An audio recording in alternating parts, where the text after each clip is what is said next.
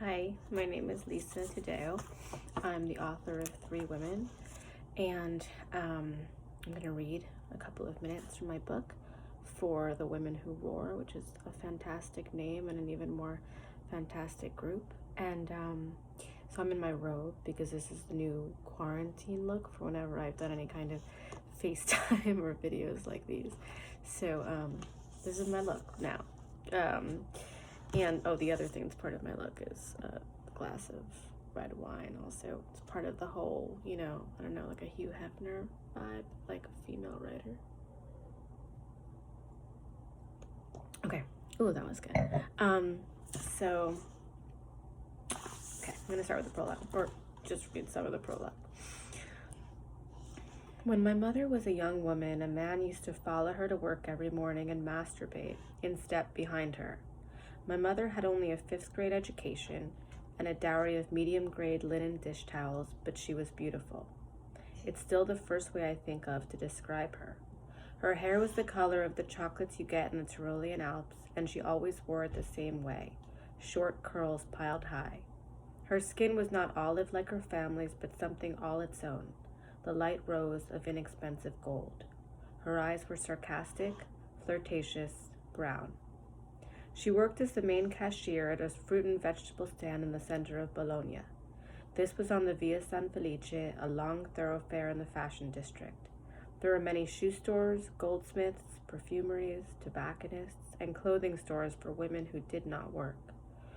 My mother would pass these boutiques on the way to her job. She would look into the windows at the fine leather of the boots and the burnished necklaces. But before she came into this commercial zone, she would have a quiet walk from her apartment, down little carless streets and alleys, past the locksmith and the goat butcher, through the lonely porticos filled with the high scent of urine and the dark scent of old water pooling in stone. It was through these streets that the man followed her. Where had he first seen her? I imagine it was at the fruit stand, this beautiful woman surrounded by a cornucopia of fresh produce. Plump figs, hills of horse chestnuts, sunny peaches, bright white heads of fennel, green cauliflower, tomatoes on the vine and still dusty from the ground, pyramids of deep purple eggplant, small but glorious strawberries, glistening cherries, wine grapes, persimmons, plus a random selection of grains and breads, torralli, frizzelle, baguettes, some copper pots for sale, bars of cooking chocolate. He was in his 60s, large-nosed and balding, with a white pepper growth across his sunken cheeks. He wore a newsboy cap like all the other old men who walked the streets with their canes on their daily caminata. One day he must have followed her home because on a clear morning in May, my mother walked out the heavy door of her apartment, and there was this old man she had never seen, waiting for her. He smiled and she smiled back. Then she began her walk to work, carrying an inexpensive handbag and wearing a calf-length skirt. Her legs, even in her old age, were absurdly feminine. I can imagine being inside this man's head and seeing my mother's legs and following them. One inheritance of living under the male gaze for centuries is that heterosexual women often look at other women the way a man would. She could sense his presence behind her for many blocks, past the olive cellar and the purveyor of ports and sherries. But he didn't merely follow. At a certain corner, when she turned, she caught a movement out of the side of her eye.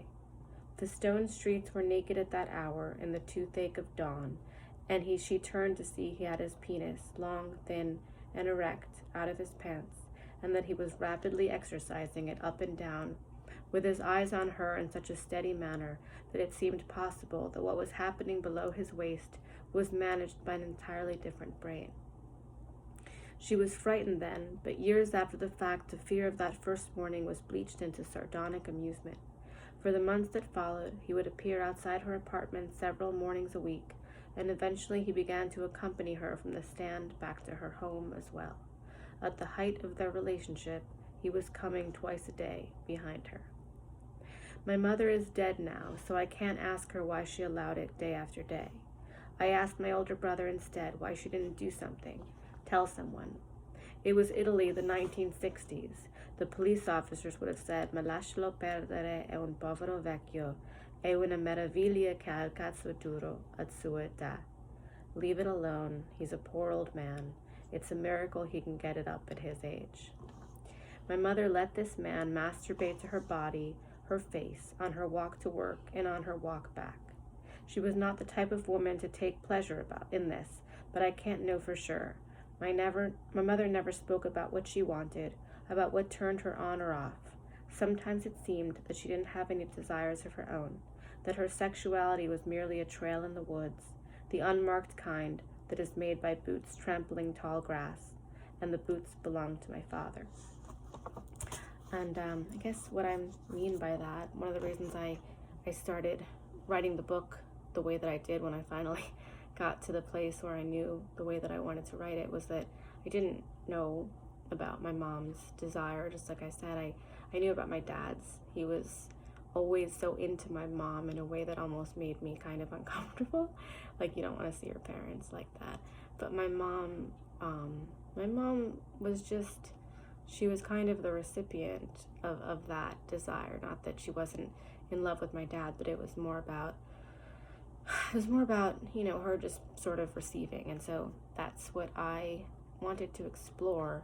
I didn't really mean to go about doing it that way, but it kind of happened. And I wrote the prologue after realizing that was part of the reason why I went about writing the book, trying to get these women to, not get these women to, I try to get them to do anything, but trying to figure out what made them do the things that they did, and how I could better understand my mother and myself, and my friends, and just women in general, by really getting inside these three women who gave me so much of themselves, and are just beautiful and brave and just cool people, like we all are at the end of the day. And it's just, I think it just takes telling your story to realize that yours is as beautiful as any others, as any celebrity, or